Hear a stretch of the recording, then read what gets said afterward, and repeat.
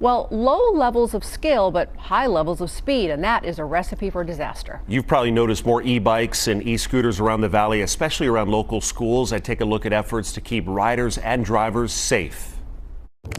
It's the recklessness that we're seeing. It's the high speeds through school zones. Kids riding to school on e-scooters and e-bikes. What is the challenge or problem they bring?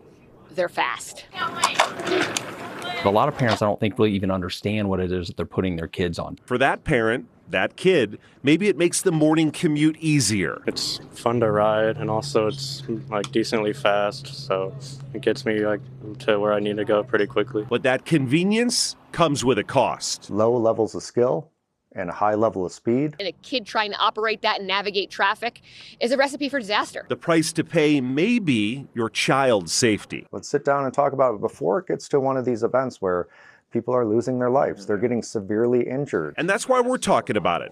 E-bikes and e-scooters have skyrocketed in popularity. With this onslaught of all these new devices out there, it kind of just shocked everybody. And on these new devices, students are dashing and darting through school zones. We've had an increase in students using e-bikes and e-scooters, which poses a new problem. If they're going to go through our school zones, they're going to drive reckless, they're going to put other kids at risk, then we have to put our attention there. The main issue, it's hard to gauge speed and power. It's not leg power, not coming from their own strength. They think that they're bikes, and they're really not bikes. They are battery-powered, micro-mobility, high-wattage speedsters. You know how fast you're going to go when you put the muscles into the gearing. And you don't when it's just your thumb pushing. They can go from 20 miles per hour to 30 miles per hour. Or faster.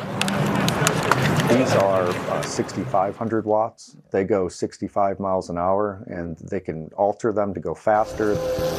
Essentially, mini motorcycles. We've seen kids as young as 9, 10 years old riding things that can be classified as motorcycles. And the higher speeds reduce reaction time. The faster you're going, the harder it is to slow down, the longer it takes you to react, and then the more injury it causes. These devices are keeping orthopedics busy.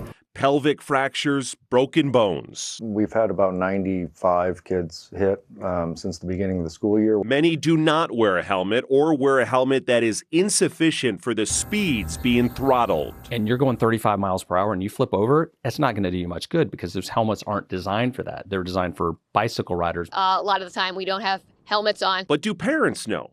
Are they aware of these risks as their child scoots off to school? Most of the time, I don't think so, because sometimes I see kids on the road, no helmets, riding really going fast, passing red lights. If they saw how their kid was maneuvering it, they'd be just as upset as some of us are. There are efforts from Clark County to take steps to increase safety. There's currently bills in the legislature that they're working through right now that are going to hopefully help some of this with the reclassification. And schools are stepping up their awareness and enforcement. We're encouraging school staff to start that dialogue with the child and the family to try to educate them that way. But it comes down to mom and dad. We know that we can't enforce our way out of this. Parents are the decision makers, hopefully now making an informed decision. If we can get parents to see how their kids are driving, talk to them about how driving, follow safety rules, and definitely wear a helmet. Wearing bright clothes, being predictable, wearing the safety equipment. All we're asking is that you follow the basic traffic laws. And we do want to highlight that because of our reporting here, the principal of Spring Valley High School now working with CCSD Safe Routes on helmet education and also to get some helmets donated to their students.